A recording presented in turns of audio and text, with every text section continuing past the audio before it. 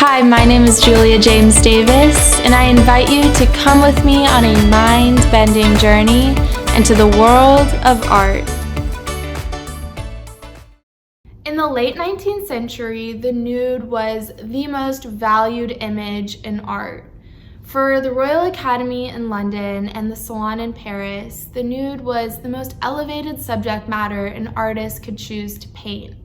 And the skill of being able to turn an everyday model into an elevated and otherworldly Venus directly reflected in these institutions' eyes the worth and talent of a painter.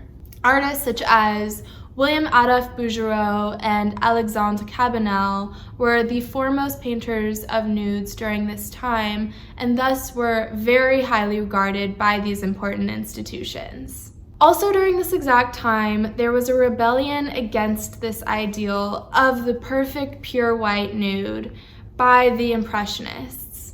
Specifically, the artist Edouard Manet's painting Olympia opened the doors for artists to go against this very rigid academic ideal of nudes. This work was criticized by the public because it shows a prostitute laying on a bed staring directly out at the viewer with little effort to disguise the transactional nature of this scene.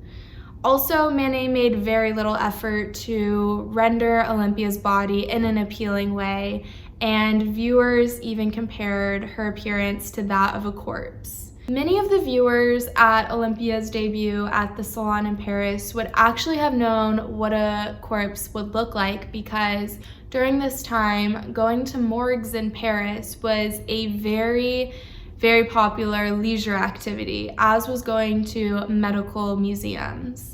Artist Walter Sickert takes this very bizarre Victorian fascination with the nude and with the dead to an entirely unprecedented level. Instead of his nudes just looking dead, some of them actually were dead. Walter Sickert moved from Munich to London in the late 1860s with his family, and he started off trying to get into acting, but he came from a long line of painters, so he decided to give that a go, and he became the assistant and also pupil of the incendiary British avant-garde artist James Abbott McNeill Whistler. And he also became very close friends with artist Edgar Degas, who was working in Paris during this time. Sickert's art was heavily influenced by both of these men. He adopted the rapid painting technique from Whistler and the morally questionable working women subject matter from Degas. In 1905, Sickert got a studio in the Camden Town area of London. And Camden Town during this time was very well known for being generally just sketchy and because it had rampant prostitution and crime. But just 2 years later, it would be forever well known for the gruesome murder of young woman Emily Dimmick. The murder was a massive story in the press, and for Sickert, who was already obsessed with murderers such as Jack the Ripper, he decided that this would be the perfect subject matter for a series of paintings. It became a series called The Camden Town Murder, and each of the 4 paintings shows a naked woman laying on a bed limply.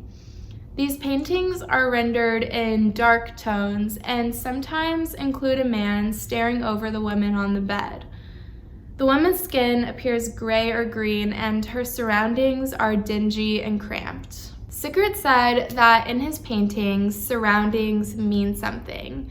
So as viewers, we're possibly meant to read the woman's shabby surroundings as a reflection of her lack of morals. Also, Sickert uses very ominous titles for these works such as Summer Afternoon and What Shall We Do About the Rent? Some have even come forward with the theory that Sickert himself was Jack the Ripper because of his all-consuming obsession with the murderer, but in my opinion, I think that he was more just interested in accurately portraying a true fact of life in his area of London without any thought for the public's adverse reaction to the violent subject matter.